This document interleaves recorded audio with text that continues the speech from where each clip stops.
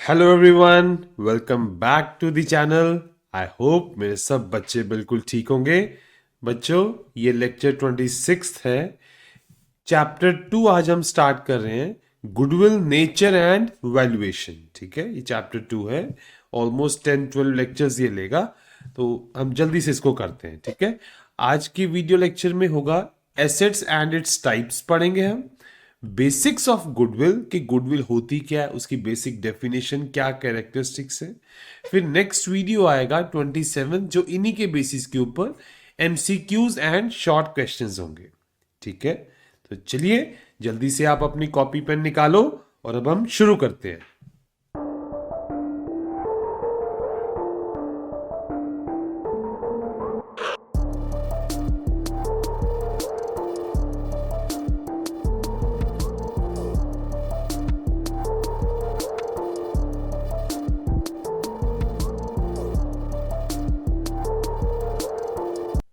बच्चों, एसेट्स क्या होता है? किसी भी फर्म के एसेट्स क्या है? एसेट्स हर उस चीज को बोला जाता है जो बिजनेस की मालकियत है जिस पे, ठीक है, बिजनेस की मालकियत है, उस चीज की वैल्यू है, वो बिजनेस में बिजनेस ओनर्स के द्वारा वो यूज करी जा रही है टू अर्न मनी। ठीक है, कुछ भी, कोई भी फर्म है जिसको वो यूज करे, उसके पास ऐसी वैल्यूएबल थिंग्स हैं कि जिसको वो यूज करे ताकि वो और ज्यादा प्रॉफिट अर्न कर सके, उसको हम बोलते हैं एसेट्स। ठीक है, assets are things owned by a business और a person which have value. They help the business to earn money in the future. ठीक है, एग्जाम्पल के केस में बच्चों, सपोज आपकी फर्म है, आपके पास रॉ मटेरियल है, ठीक है, आप उससे वैल्यू जनरेट करते हो, प्रॉफिट जनरेट करते हो, वो एसेट है। आपके पास लैंड है, बिल्डिंग है ना। कल को आपको पैसों की जरूरत पड़े आपकी फर्म को, तो आप इनको इन कैश कर सकते हो, है ना। तो उसको बोलते हैं मोनेटाइज करना। Assets can also be monetize, means इनको पैसों में बदला जा सकता है to generate a good amount of cash whenever needed. Okay, ठीक है बच्चों। एग्जाम्पल के तौर पे एसेट्स कौन से हैं? कैश हो गया, बैंक में जो पैसा पड़ा है वो एसेट है ना आपका, वो आपको फ्यूचर में प्रॉफिट देने में मदद कर सकता है। कल को आपको रॉ मटेरियल परचेज करना है, सपोज आपकी मैन्युफैक्चरिंग फर्म है, अब आपको बनाने के लिए रॉ मटेरियल चाहिए, रॉ मटेरियल खरीदने के लिए पैसे चाहिए। ठीक है, पैसे होंगे तो रॉ मटेरियल खरीदोगे, रॉ मटेरियल खरीदोगे तो कुछ बनाओगे, बनाओगे तो वो बेचोगे, बेचोगे तो कल को प्रॉफिट मिलेगा। मतलब एसेट हम हर उस चीज को बोलते हैं जो बिजनेस में प्रॉफिट लाने में मदद करेगी। ठीक है, लैंड, कोई जगह आपके पास पड़ी हुई, कोई बिल्डिंग है, कोई मशीन्स है। सन्ड्री डेटर्स, ये भी एसेट है बच्चों। सन्ड्री डेटर्स कौन होते हैं? कुछ वो लोग जिनको आपने माल उधार पे दिया है, ठीक है, वो आपके एसेट हो गए ना, कि कल को आपको पैसों की जरूरत पड़ेगी, आप उनसे रिकवर करोगे। ठीक है, अब आगे देखते हैं टाइप्स ऑफ एसेट्स। एसेट्स कितने टाइप्स के हैं? ठीक है, एक होता है टेंजिबल एसेट। बच्चों, टेंजिबल का लिटरल मीनिंग क्या होता है? टेंजिबल हम उस चीज को बोलते हैं जो आप देख सकते हो अपनी नेकेड आईज से, जिसको आप टच कर सकते हो, फील कर सकते हो। ठीक है, आप किसी को बता सकते हो पॉइंट आउट करके कि वो रही ये चीज, उसको बोलते हैं हम टेंजिबल। ठीक है, इसका अगर लिटरल मीनिंग देखा जाए, ठीक है, फॉर एग्जाम्पल मैं एक सेंटेंस बनाया है, dark clouds are a tangible sign that it will rain. Dark clouds एक क्लियर कट साइन है कि बारिश होगा। ठीक है, टेंजिबल का मतलब बच्चों यही है, that can be clearly seen to exist. ठीक है, हर वो एसेट जिसको आप देख सकते हो, आप किसी को बता सकते हो कि पॉइंट आउट करके कि वो देखो ये एसेट, वो टेंजिबल है। ठीक है, जिसकी कोई फिजिकल एग्जिस्टेंस है, that is tangible, can be seen and touched. Example क्या क्या है टेंजिबल एसेट्स की? लैंड है, बिल्डिंग है, प्लांट एंड मशीनरी है, स्टॉक है। ठीक है, ये टेंजिबल एसेट्स हैं। और एसेट्स क्या है बच्चों? एसेट की आपको डेफिनेशन दे दी, हर वो चीज जो बिजनेस के लिए वैल्यूएबल है, कल को प्रॉफिट लाने में मदद करती है, ठीक है, वो बिजनेस का एसेट है। ठीक है, और अच्छा, टेंजिबल का ऑपोजिट क्या है फिर? Intangible asset. ठीक है, देखो, इनटेंजिबल मतलब जिसको आप देख नहीं सकते। ठीक है, देखो, प्रॉफिट लाने में वो मदद करेगी आपकी पूरी, ठीक है, बट आप किसी को बता नहीं पाओगे कि यार ये एसेट है। वो आपको बिकॉज उसकी फिजिकल एग्जिस्टेंस आपको दिखाई नहीं देगी, ठीक है, बट है वो एसेट है, ठीक है। It has no physical form but it is valuable and helps the business to earn more money और वर्क एफिशिएंटली। सपोज बच्चों आप कंप्यूटर के सॉफ्टवेयर यूज करते हो, लेट सपोज आप बिलिंग करते हो, ठीक है, मैंने एग्जांपल देता हूं। बिलिंग के लिए आप मार्क का सॉफ्टवेयर यूज करते हो, ठीक है। अब ये मार्क का सॉफ्टवेयर आपका काम बहुत इजी कर देता है, ठीक है। जिस काम में आपको 5 घंटे लगने हैं ना, ये 1 घंटे में वो आपका काम कर देगा।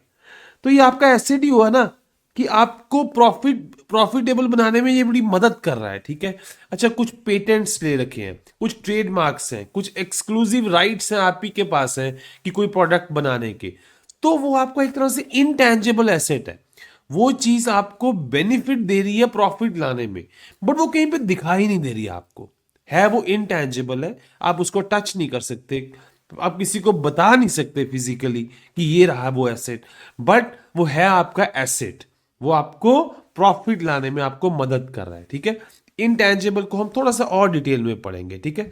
देखो, अकाउंटिंग स्टैंडर्ड 26 के अकॉर्डिंग, बच्चों एक बार मैं बताऊं अकाउंटिंग स्टैंडर्ड 26 है क्या। देखो, एक इंस्टीट्यूट है जिसको बोलते हैं institute of chartered accountants of India, ICAI, ठीक है, ये एक बॉडी है। इन्होंने कुछ स्टैंडर्ड्स बनाए हैं, जैसे लॉ में सेक्शंस होते हैं ना डिफरेंट डिफरेंट, वैसे ही ICAI ने अकाउंटिंग के काम करने के लिए कुछ सेक्शंस बनाए हैं जिनको हम स्टैंडर्ड्स बोलते हैं, ठीक है। उसमें हर एक का ना आपको प्रॉपर बताया गया है कि आपने कोई काम कैसे करना है। तो अकाउंटिंग स्टैंडर्ड 26 के अकॉर्डिंग इनटेंजिबल एसेट की कुछ डेफिनेशन दी है, ठीक है। किस एसेट को आप इनटेंजिबल बोलोगे, ओके, देखते हैं। Intangible asset is an identifiable, identifiable मतलब आप उसको आइडेंटिफाई कर सकते हो, ठीक है। नॉन मॉनेटरी एसेट, उसको पैसों में कन्वर्ट नहीं किया जा सकता, ठीक है। विदाउट फिजिकल सब्सटेंस, वो फिजिकल आपको दिखेगा नहीं कहीं पे, आगे हम एग्जांपल में मैं आपको अकेले अकेले का बताऊंगा डीप में, ठीक है। Held for use in the production और सप्लाई ऑफ गुड्स और सर्विसेज, ठीक है। मतलब देखो, कोई भी बिजनेस है, या वो गुड्स डिलीवर कर रहा है या वो सर्विसेज डिलीवर कर रहा है। अब कहता है जो ये इंटेंजिबल एसेट है ना, ये आपको आपको प्रोडक्शन में, सप्लाई ऑफ गुड्स में और सर्विसेज में ये हेल्प कर रहा है, वहां पे हेल्प कर रहा है तो प्रॉफिटेबल बनाने में हेल्प कर रहा है, ठीक है। और for rental to others, for rental to others का मतलब है कि आपको कल को किसी को रेंट पे देना है, जैसे सपोज कोई एंटीवायरस का सॉफ्टवेयर है, ठीक है। तो एंटीवायरस की जो कंपनी है उसके लिए वो जो सॉफ्टवेयर वो किसी को देती है सपोज 1 ईयर के लिए, तो वो रेंट पे ही दे रही है ना, तो वो उसका एक तरह से एसेट है। तो ये क्या दिखता है, दिखेगा कहीं भी नहीं, ठीक है। और फॉर एडमिनिस्ट्रेटिव पर्पसेस, वो एसेट जो होगा उसको आप रोजाना के कामों में भी वो आपका यूज में आएगा, ठीक है, वो आपका एसेट है। अभी हम देखो वन बाय वन इस वर्ड का मीनिंग विद एग्जांपल देखते हैं। देखो, एन इनटेंजिबल एसेट, इनटेंजिबल मतलब जो देखा या छुआ नहीं जा सकता। एसेट हर वो चीज जो आपको बिजनेस के लिए प्रॉफिटेबल है, ठीक है। तो इसमें क्या क्या इंटेंजिबल एसेट आएगा, brand name, patents, goodwill, software, copyrights. अब ये सारी चीजें आप देख नहीं सकते, छू नहीं सकते, किसी को बता नहीं सकते, ठीक है, बट ये सारी चीजें आपके लिए बड़ी एडवांटेजियस हैं, आपके बिजनेस में प्रॉफिट लाने में मदद कर रही हैं। अब सपोज एक कंपनी के पास कॉपीराइट्स हैं, दूसरे के पास नहीं है, तो इसकी सेल ज्यादा होगी, ठीक है, इसको कल को प्रॉफिट ज्यादा मिलेंगे, है ना, दूसरी को नहीं मिलेंगे। तो ये इनटैंजिबल एसेट है, मतलब दिख नहीं रहा आपको, बट आपको एडवांटेज दे रहा है, ठीक है। ये सब बिजनेस के लिए इंपॉर्टेंट है, बट इनका फिजिकल शेप नहीं होता, ठीक है। अब नेक्स्ट उसमें वर्ड आया था आइडेंटिफाइबल। आइडेंटिफाइबल का मतलब है इस एसेट को अलग से पहचाना जा सके, इसकी कोई आइडेंटिटी होगी, ठीक है, कोई इसको रेफरेंस नंबर अलॉट हुआ होगा। जैसे फॉर एग्जांपल एक कंपनी को पेटेंट मिला है, एक कंपनी को पेटेंट मिला है, तो अब ये आइडेंटिफाइबल है, ठीक है, उसको कोई रेफरेंस नंबर अलॉट हुआ होगा, कोई रजिस्ट्रेशन नंबर मिला होगा कि आप बता पाओगे कि हाँ भाई ये उसको एसेट अलॉट हुआ हुआ, ठीक है। नॉन मॉनेटरी एसेट, इसको पैसों में कन्वर्ट नहीं किया जा सकता। मतलब देखो, सपोज लैंड है, लैंड एसेट है, आप लैंड को बेच के पैसा ले सकते हो, लैंड को बेच के पैसा ले सकते हो। बट अगर कोई इनटेंजिबल एसेट है, सपोज आपका ब्रांड नेम ही है, सपोज कॉपीराइट ही है, वो बेच के पैसा नहीं लिया जा सकता। ये नॉन मॉनेटरी एसेट होंगे जो इंटेंजिबल है, ठीक है। नॉन मॉनेटरी का मतलब ऐसे एसेट जो कैश या कैश इक्विवेलेंट नहीं होते। जैसे सॉफ्टवेयर है, सॉफ्टवेयर आप बेच नहीं सकते, ठीक है, वो आप दे सकते हो कुछ 1 साल के लिए, 2 साल के लिए, वो बेचा नहीं जा सकता, ठीक है ना। तो ये नॉन मॉनेटरी एसेट है, ठीक है, इनको कैश में इजीली कन्वर्ट नहीं किया जा सकता। उसके बाद यूज हुआ था विदाउट फिजिकल सब्सटेंस। का मतलब क्या है? विदाउट फिजिकल सब्सटेंस का मतलब है कि इसका कोई फिजिकल फॉर्म नहीं है, इनको देखा नहीं जा सकता, ना इनको टच किया जा सकता है। जैसे फॉर एग्जांपल आप बिल्डिंग को देख सकते हो, वो टेंजिबल है, लेकिन एक सॉफ्टवेयर लाइसेंस या ब्रांड नेम को आप फिजिकली नहीं देख सकते। आप बोलोगे सर मैं तो सॉफ्टवेयर को देख सकता हूं, उसकी सीडी देखता हूं। भाई वो सीडी है, सीडी सॉफ्टवेयर नहीं है, सीडी सॉफ्टवेयर नहीं है, वो सॉफ्टवेयर की सीडी है ना। तो ये आपने बारीकी ये समझनी है। एक इसमें फिर यूज हुआ था held for use in the production और सप्लाई ऑफ गुड्स और सर्विसेज। वो एसेट्स का एडवांटेज है कि वो प्रोडक्शन में यूज होगा, सप्लाई ऑफ गुड्स में और सर्विसेज में यूज होगा।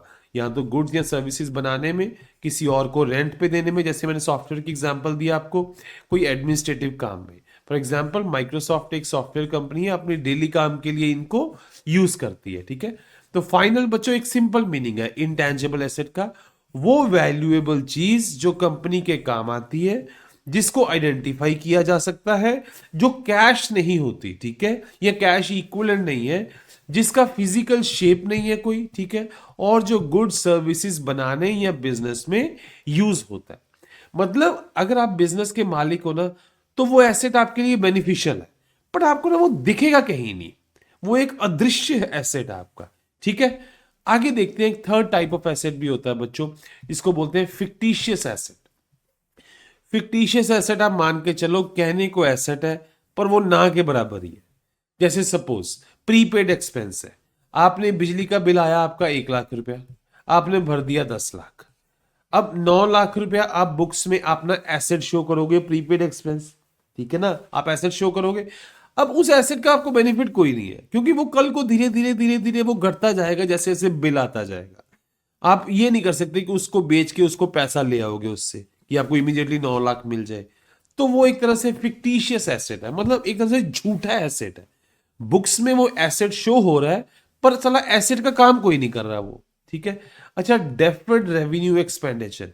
डेफर्ड रेवेन्यू एक्सपेंडिचर क्या होता है बच्चों?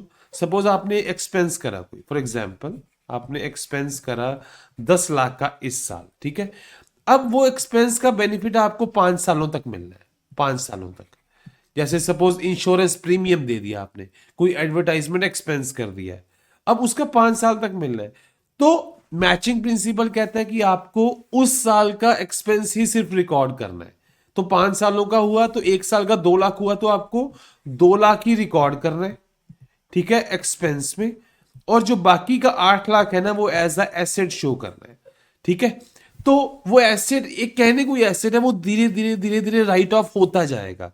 आपको कोई और ज्यादा आप उसको बोलो कि बेच सको या कुछ ऐसा, वो ऐसा कुछ नहीं है। तो उसको बोलते हैं फिक्टिशियस। फिक्टिशियस का मतलब है एक तरह से झूठा दिखने वाला, ठीक है। Prepaid expense, deferred revenue expenditure, जैसे हैवी एडवर्टाइजमेंट एक्सपेंस है, तो ये एक तरह से आपसे फिक्टिशियस एसेट्स है, ठीक है। They are shown on the asset side of balance sheet until return of. ये धीरे धीरे धीरे धीरे राइट ऑफ अपने आप ही होते रहते हैं, ठीक है। अब हम जो मेन टॉपिक है हमारा, दैट इज गुडविल, ठीक है। गुडविल की बात करते हैं। गुडविल एक इनटेंजिबल एसेट है, ऐसा एसेट आपको प्रॉफिटेबल बनाने में मदद करेगा, बट है वो इनटेंजिबल है, आप देख नहीं पाओगे उसको, अदृश्य है वो, बट आपको प्रॉफिटेबल बनाने में वो मदद कर रहा है। Which gives a business an advantage to earn more than normal profits. बच्चों एक एग्जांपल देता हूं। सपोज आपकी मार्केट में एक मिठाई की दुकान है ए की, सेम मार्केट की सेम जगह पे ही थोड़ी सी दूर दुकान है बी की, ठीक है। एक जैसा काम करते हैं, ठीक है, कोई ज्यादा फर्क नहीं है, एक जैसी दुकानें हैं। ये साल का प्रॉफिट कमाता है मान लो 12 लाख, ये साल का प्रॉफिट कमाता है 20 लाख, ठीक है। अब है एक जैसी दुकानें, तो ये जो सिमिलर काम होने पे जो इतना डिफरेंस आ रहा है ना, ये गुडविल के कारण आ रहा है। ये गुडविल एक अदृश्य एसेट है इसके पास जो इसको प्रॉफिटेबल बना रहा है, ठीक है, उसको बोलते हैं हम गुडविल। अब इसी को हमने डीप में स्टडी करना है, ठीक है। गुडविल क्या है? It is the present value of expected future profit. कल को होने वाले आपको प्रॉफिट्स की आज की वैल्यू गुडविल है। मतलब ये आपको ये बताता है कि अगर ये एसेट आपके पास है तो फ्यूचर में प्रॉफिट्स के चांसेस आपके पास बहुत ज्यादा हैं और उन लोगों से जिनके पास ये एसेट नहीं है, ठीक है। Future profits which are more than normal return on investment, ठीक है। गुडविल बेसिकली एक इंटेंजिबल एसेट है जो बताता है कि बिजनेस की अच्छी रेपुटेशन। अब देखो ये गुडविल बनी कैसे, ठीक है। उसकी रेपुटेशन, उसके जो मालिक होंगे बहुत पुराने होंगे, उनकी मार्केट में इमेज अच्छी होगी, ठीक है। कस्टमर को विश्वास बना हुआ उन पे, उनकी एक ब्रांड वैल्यू है बच्चों, जिस वजह से वो नॉर्मल से ज्यादा प्रॉफिट कमाते हैं, ठीक है। इसी को बोलते हैं गुडविल। समटाइम्स कभी कभी जब आप कोई कंपनी खरीदते हो, ठीक है, तो गुडविल का तब भी यूज आएगा, उसको तब बोलेंगे it is defined as the extra price paid for business over its net assets, ठीक है। ये क्या मतलब, ये कहना क्या चाहता है बच्चों? देखो, मान लो एक कंपनी है, ठीक है, उसके एसेट्स हैं फॉर एग्जाम्पल 10 लाख, ठीक है, लाइबिलिटीज है पार्टनर्स को छोड़ के, आउटसाइड लाइबिलिटी है 8 लाख की, ठीक है, और कैपिटल आ गया, पार्टनर्स का कैपिटल होगा 2 लाख का, ठीक है, सिंपल है। अब मान लो आप उसको खरीदते हो, सपोज आप खरीदते हो, अब नेट एसेट कितने हैं? 2 लाख। नेट एसेट 2 लाख ही है ना, 10 लाख के एसेट थे, आउटसाइड लाइबिलिटी माइनस करके 2 लाख के नेट एसेट्स हैं। आप खरीदते हो, आप पेमेंट करते हो 4 लाख की, 4 लाख की, आपको मिले कितने थे? 2 लाख। तो ये जो 2 लाख आपने एक्स्ट्रा पे करा ना बच्चों, ये भी गुडविल है, ठीक है। It is defined as the extra price paid for a business over its net asset. बच्चों ये लाइबिलिटीज कौन सी है? ये है आउटसाइड लाइबिलिटी, आउटसाइड लाइबिलिटी, ठीक है। तो जो एक्स्ट्रा प्राइस आप पे कर रहे हो दैट इज गुडविल। अब देखो इसकी डेफिनेशन स्पाइसर एंड पेगलर ने दी हुई है। Goodwill may be said to be that element arising from, ये क्यों आ रहा है एसेट? ये रेपुटेशन की वजह से, अच्छे लिंक्स की वजह से, और भी बहुत सारे एडवांटेजेस, ठीक है, जैसे कोई लोकेशन अच्छा है, स्टाफ अच्छा है, ठीक है, और जिसके कारण बिजनेस को अच्छे प्रॉफिट्स हो रहे हैं, which enables it to earn greater profits than normal returns on the capital employed, ठीक है। आपने सपोज 10 लाख लगाया एक काम में, फॉर एग्जाम्पल एक काम में 10 लाख लगाया, आपको रिटर्न मिला 8%। दूसरे काम में 10 लाख लगाया, रिटर्न मिला 15%। अब उसमें गुडविल ज्यादा है, इसको बोलेंगे वो गुडविल के कारण है, ठीक है। तो ये गुडविल एक तरह से अदृश्य एसेट है बच्चों, जो आपको प्रॉफिटेबल बनाने में मदद करता है। इसकी प्रॉपर्टीज एंड कैरेक्टरिस्टिक्स देखते हैं। इंटेंजिबल एसेट है, ठीक है, it can not be seen और टच्ड। इसकी कोई सेपरेट एग्जिस्टेंस नहीं है। सेपरेट एग्जिस्टेंस का मतलब क्या है कि कल को बिजनेस ना रहे, कल को बिजनेस ना रहे तो ये भी खत्म है, कल को बिजनेस ना रहे तो ये भी खत्म है। बट और एसेट है, फॉर एग्जांपल लैंड है, कल को बिजनेस ना भी रहे, पार्टनर ना भी रहे, तो ये एसेट फिर भी जिंदा रहेगा। बट गुडविल तभी है जब तक बिजनेस है, बिजनेस खत्म तो गुडविल भी खत्म। हेल्प्स इन हायर प्रॉफिट्स, ये इसकी एडवांटेज ही है, ये आपको और प्रॉफिटेबल बनाने में हेल्प करता है। A good reputation attracts customers and helps in earning more than normal profit, ठीक है। फैक्टर्स फॉर एग्जिस्टेंस, क्यों गुडविल होती है, क्यों गुडविल एसेट किसी के पास है किसी के पास नहीं है? उसका रीजन क्या है? लोकेशन, आपके बिजनेस की लोकेशन बहुत अच्छी है। आप ऐसा काम कर रहे हो कि आप मार्केट में बैठे हो, दूसरा बंदा कोई ऐसा काम कर रहा है वो मार्केट से बहुत दूर बैठा है, लोकेशन। कॉन्ट्रैक्ट्स आपके पास है, कोई ब्रांड है, ट्रेडमार्क है, पेटेंट्स है, रेपुटेशन है, कस्टमर बेस है आपके पास। तो ये सारे फैक्टर्स के कारण गुडविल आती है, ठीक है। अब बच्चों आगे देखते हैं, गुडविल का सब्जेक्टिव वैल्यू है। सब्जेक्टिव वैल्यू का मतलब है कि हर एक लोगों के अनुसार इसका वैल्यू डिफरेंट होता है, ठीक है। Different people may value goodwill differently, it depends upon the valuer's judgement, ठीक है। अब मैं आपको एक एग्जांपल देता हूं कि इसका कैलकुलेशन करते कैसे हैं बच्चों। सपोज ए और बी दो पार्टनर्स हैं, 3:2 उनका प्रॉफिट लॉस शेयरिंग रेशियो है, ठीक है। इन्होंने नया पार्टनर ऐड करा जिसका जिसका शेयर था 1/4। जब 1/4 का कंसीडर कर दिया तो इनका न्यू रेशो बन गया 9:6:5, ठीक है। इनका आपस में सेम ही रहा, आपस में इन्होंने सेम ही रखा 9:6, दैट इज 3:2 जो पहला था। तो final profit loss sharing ratio आ गया इतना, ठीक है। अब किसी ना किसी ने सैक्रिफाइस करा होगा, किसी ना किसी ने गेन करा है। इस केस में ए ने सैक्रिफाइस करा कितना, 3/20। बी ने सैक्रिफाइस करा कितना, 2/20। और सी ने गेन करा। मतलब कुछ पार्टनर्स सैक्रिफाइसिंग है, कुछ पार्टनर्स गेनिंग पार्टनर है, ठीक है। अब इस केस में न्यू पार्टनर को कुछ गुडविल का पैसा लेके आना पड़ेगा, ठीक है। और ये पैसा जाएगा किसको, फ्रॉम गेनिंग पार्टनर से सैक्रिफाइसिंग पार्टनर की तरफ जाएगा ये पैसा, ठीक है। क्योंकि सैक्रिफाइसिंग पार्टनर्स को अब गुडविल का लॉस हो रहा है। उन्होंने बड़ी मेहनत से पैसा कमाया था, बड़ी मेहनत से उन्होंने अपने बिजनेस का नाम बनाया, उसी मेहनत की वजह से आज फर्म प्रॉफिटेबल है। पर वो प्रॉफिट का मजा लेगा अब जो नया पार्टनर है। तो इस केस में फिर लॉ क्या कहता है कि नए पार्टनर को, या बोल सकते हो गेनिंग पार्टनर को, जिसको गेन हो रहा है, अब उसको गुडविल का पैसा सैक्रिफाइसिंग पार्टनर को चुकाना पड़ेगा, ठीक है। अब वो किस रेशो में चुकाते हैं वो मैं आपको बताता हूं। फॉर एग्जाम्पल देखो, नया पार्टनर 50,000 रुपया लेके आया, नया पार्टनर 50,000 रुपया लेके आया। ये पता लग गया कि ए भी सैक्रिफाइसिंग है, बी भी सैक्रिफाइसिंग है। क्वेश्चन ये है कि ये 50,000 अब ए और बी में किस हिसाब से डिस्ट्रीब्यूट करें। अब दोनों ये सैक्रिफाइसिंग है, ये ध्यान रखना है। बटेगा किन में, जो सैक्रिफाइसिंग है, और किन से बटेगा, जो गेनिंग है। इस केस में सी गेनिंग था, सी की तरफ से जाएगा ए और बी को, ठीक है। अब क्वेश्चन ये है 50,000 में से ए को कितना मिले और बी को कितना मिले। क्या आप पुरानी रेशो यूज करोगे, नहीं। क्या आप नई रेशो यूज करोगे ए और बी में, नहीं। आप रेशो लोगे जिस रेशो में सेक्रीफाइस हुआ है। जिसने ज्यादा सेक्रीफाइस करा बच्चों, सिंपल है, जिसका सेक्रीफाइस ज्यादा उसको गेन ऑफ गुडविल भी ज्यादा, गेन ऑफ गुडविल भी ज्यादा, सिंपल है। तो आप दोनों का सेक्रीफाइस निकाल लो और उसकी रेशो ले लो और उस रेशो में डिस्ट्रीब्यूट कर दो। जिसका सेक्रीफाइस ज्यादा उसको गुडविल भी ज्यादा मिलेगा, गुडविल का शेयर भी ज्यादा मिलेगा, ठीक है। अब देखो, ए ने सेक्रीफाइस करा 3:3/20, बी ने सेक्रीफाइस करा 2/20।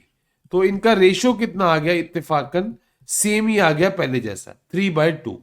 तो अब 3/2 में ही गुडविल का पैसा बटेगा जो 50,000 है, ठीक है। सपोज और इंडिविजुअल आ गया 30,000 और 20,000 इनके खाते।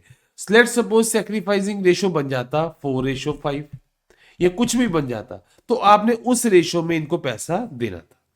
कहने का मतलब बच्चों ये क्या कहना चाहता है कि जो भी गुडविल का कैलकुलेशन है ये तब होगा जब सैक्रिफाइसिंग पार्टनर की बात आएगी और गेनिंग पार्टनर की बात आएगी, और ये मूव करेगा पैसा गेनिंग टू सैक्रिफाइसिंग, ठीक है। क्यों मूव कर रहा है, क्योंकि बच्चों जो गेनिंग पार्टनर है, देखो अभी उसने करा कुछ नहीं है, ठीक है, बट वो पुरानी गुडविल का एडवांटेज ले रहा है। तो लॉ कहता है कि भाई पहले तो गुडविल का शेयर वापस कर दो उसको, एडवांटेज नहीं लेना, ठीक है। तुमने कुछ काम नहीं करा तो तुम्हें एडवांटेज नहीं मिलेगा। गेनिंग टू सैक्रिफाइसिंग ये मूव करता है, और किस रेशो में करता है, जिस रेशो में बच्चों सैक्रिफाइस हुआ होता है, ठीक है। चलो अब आगे चलते हैं।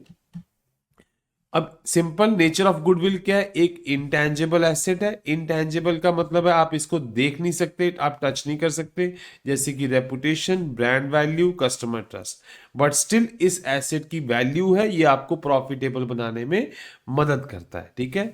और ये एमोर्टाइज्ड, जैसे बच्चों डेप्रीसिएशन होता है ना, वैसे इसकी एमोर्टाइजेशन होती है। ये एसेट धीरे धीरे राइट ऑफ घटता रहता है, ठीक है।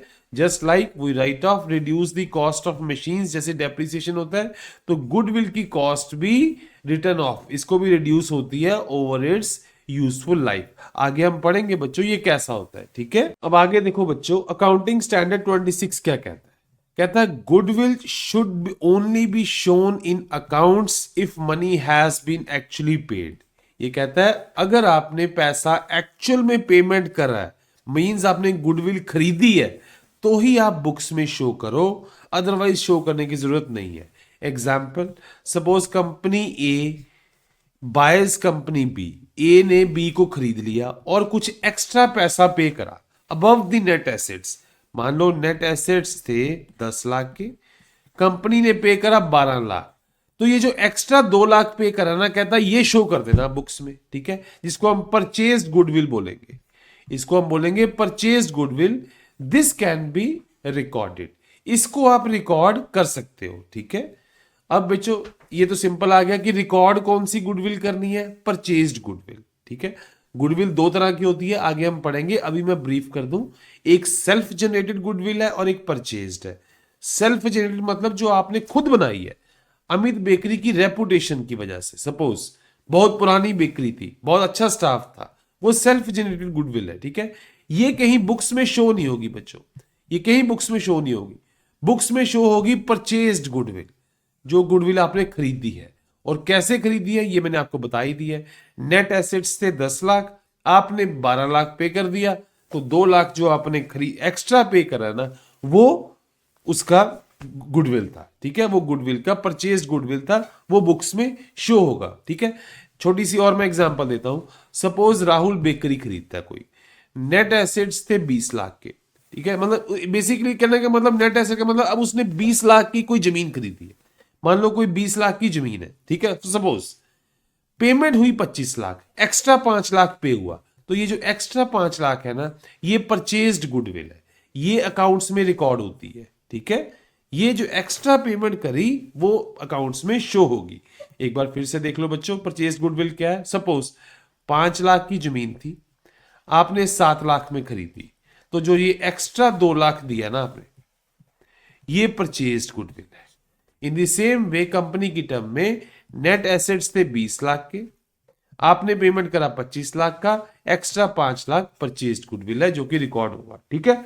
सेल्फ जनरेटेड गुडविल तो आपकी खुद की है, आपने खुद बनाई है, ठीक है। अब उसकी वैल्यूएशन सब्जेक्टिव है, आपके अकॉर्डिंग ज्यादा भी हो सकती है, कम भी हो सकती है, किसी और के अकॉर्डिंग ज्यादा कम भी हो सकती है, तो हम उसको रिकॉर्ड नहीं करते, ठीक है। हालांकि वो प्रॉफिटेबल बनाने में आपको बहुत मदद करेगी, बट उसको बुक्स में कहीं शो नहीं करेंगे। Self generated goodwill like your own company reputation you built over years is not recorded in books because it's value is uncertain and subjective. उसकी वैल्यू पता ही नहीं है कितनी होगी, और अगर आप पता करना चाहोगे, हो सकता है आपके अकॉर्डिंग कुछ वैल्यू हो, आपके दूसरे पार्टनर के अकॉर्डिंग कुछ हो, कुछ मार्केट में किसी बैठे बंदे के लिए कुछ हो, तो डिफरेंट पीपल की डिफरेंट वैल्यूएशन होगा, तो इस वजह से हम उसको शो ही नहीं करते, ठीक है। बट परचेज्ड गुडविल है ना जो ये चाहे ए बी सी डी जिस जो मर्जी देख ले, इसकी वैल्यू सेम ही आएगी, तो ये हम बुक्स में बच्चों शो करते हैं, ठीक है। सिंपल। आई होप आपको गुडविल क्लियर हुआ होगा। गुडविल का मतलब है एक reputation of the business, its value has to be calculated in the following cases. अब इसका रोल कब आता है बच्चों, कब हमें कैलकुलेशन करने की जरूरत पड़ती है, जब कभी भी कॉन्स्टिट्यूशन चेंज हो बच्चों। कॉन्स्टिट्यूशन जब चेंज होता है, अच्छा सर ये कॉन्स्टिट्यूशन चेंज क्या होता है।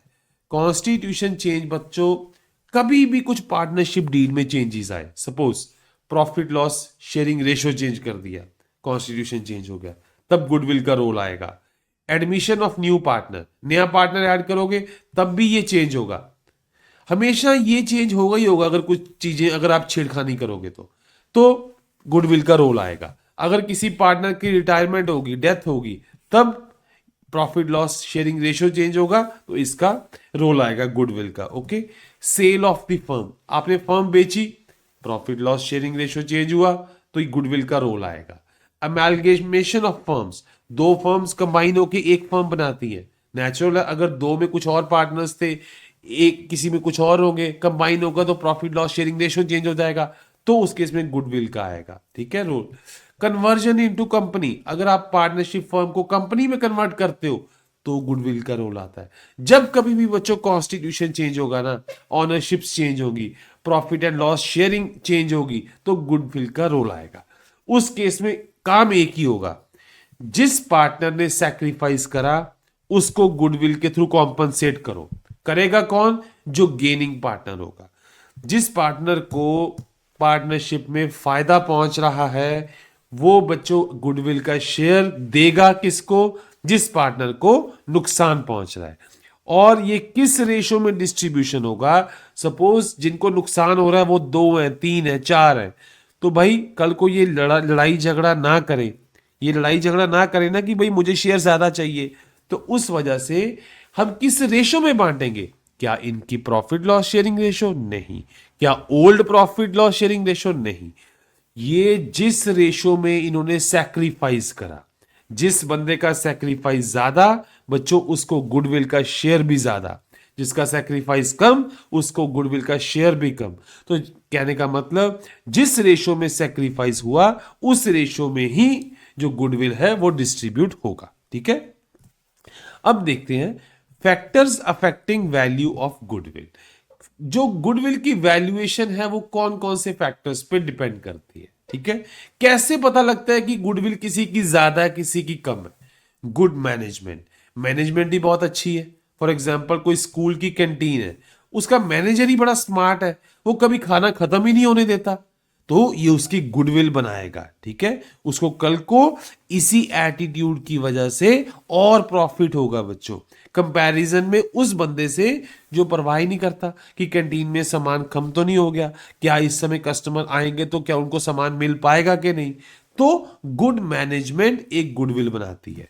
अच्छा, गुड लोकेशन, अगर आपके बिजनेस की लोकेशन बहुत अच्छी है, सपोज आपने कोई शॉप खोली, वो आपने एक बड़ी अच्छी जगह पे खोली है, तो आपको गुडविल मिलेगा, आपको एक एडवांटेज मिलेगा। किस बंदे से? जिसने कोई बिजनेस शुरू करा एक नॉन बिल्कुल कोई अच्छी लोकेशन ही नहीं है, उससे आपको एडवांटेज मिलेगा, तो आपको गुडविल है। आपको गुडविल है इस बात का कि आपका बिजनेस एक अच्छी लोकेशन पे है। ठीक है, मान लो एक स्टेशनरी की शॉप है, वो स्कूल के पास है, उसको एडवांटेज है। रेदर देन एक स्टेशनरी की शॉप है वो आउटस्कर्ट्स पे है, कोई आसपास स्कूल ही नहीं है, घर ही नहीं है, तो जो स्कूल के पास वाली स्टेशनरी शॉप है उसकी लोकेशन अच्छी है, तो उसको गुडविल उसका होगा, उसको एडवांटेज मिलेगा। अच्छा, गुड कॉन्ट्रैक्ट्स है, अगर सपोज किसी के पास अच्छे कॉन्ट्रैक्ट्स हैं तो उसकी गुडविल ज्यादा है, कल को उसको प्रॉफिटेबल होने के चांसेस ज्यादा है। ठीक है, नेक्स्ट जैसे फॉर एग्जांपल, अगर if a juice seller buys fruit cheaply in bulk, he can sell juice at good price. अब उसको कॉन्ट्रैक्ट मिला ना, मान लो उसे जूस बनाना है, उसने बड़ा चीप वे से कहीं से फ्रूट्स ले लिए, तो रेदर देन कोई और जूसर है, जूस बेचने वाला, तो जिसको महंगे मिले हैं, तो जिसने बल्क में खरीद लिए, जिसके बाद अच्छा कॉन्ट्रैक्ट आया था, तो नेचुरल उसको प्रॉफिटेबल होने के चांसेस ज्यादा है। तो उसको कहने का मतलब गुड कॉन्ट्रैक्ट भी आपको गुडविल में हेल्प करता है।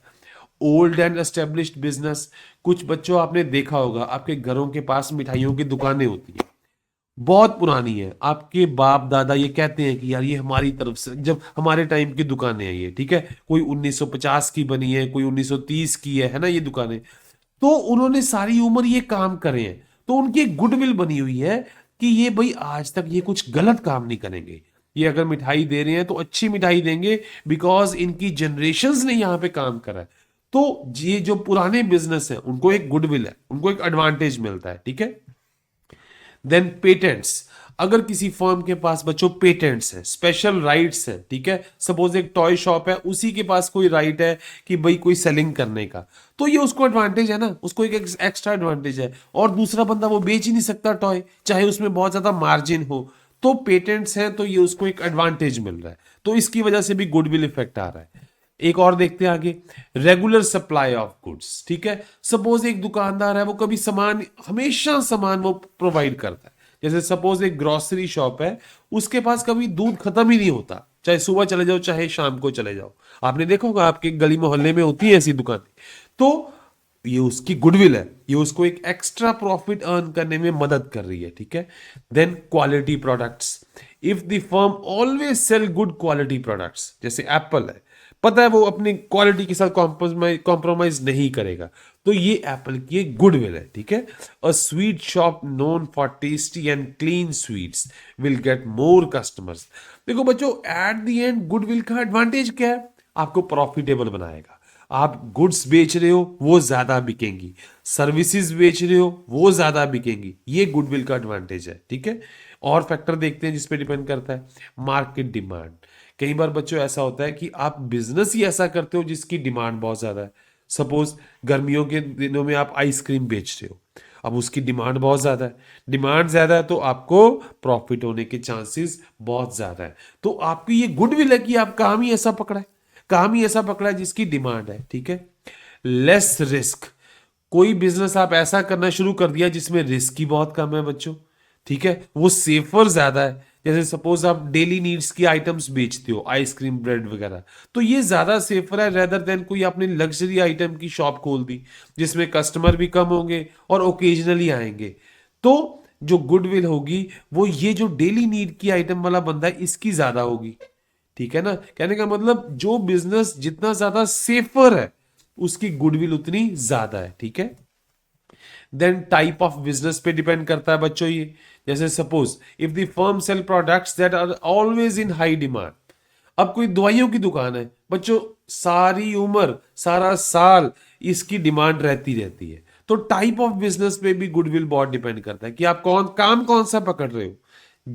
उसी जो काम आपने पकड़ा, प्रॉफिटेबिलिटी उसके अकॉर्डिंग भी डिपेंड करती है।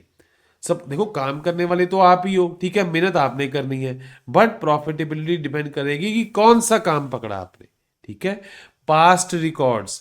If the firm makes good profit every year, कोई फर्म है हर पिछले सालों में उसने बड़ा अच्छा प्रदर्शन किया है, ठीक है, तो गुडविल यहां पे भी डिपेंड करेगी। अब फ्यूचर में उसको प्रॉफिटेबल होने के चांसेस बहुत ज्यादा बढ़ गए।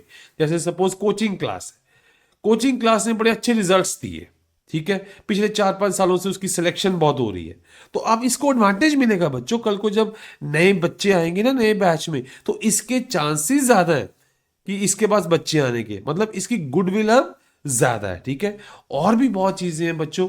ठीक है, लाइक जैसे गुड कस्टमर सर्विस। सपोज आपने सर्विस सेंटर कोई खोला हुआ है, आप कस्टमर को सर्विस ही बहुत अच्छी दे रहे हो, कस्टमर एक आपके पास आता है सपोज मोबाइल फोन का, आप इमीडिएटली उसका सोल्यूशन दे देते हो, रेदर देन कोई ऐसा सर्विस सेंटर है जो बोलता है कि वो पहले प्रोडक्ट आप रख जाओ यहाँ पे, एक हफ्ते बाद वो भेजेंगे कहीं पे, वहां से वो रिपेयर होके आएगा। तो आपकी ये जो सर्विस दे रहे हो आप एक्स्ट्रा, ये आपकी गुडविल बना रहा है।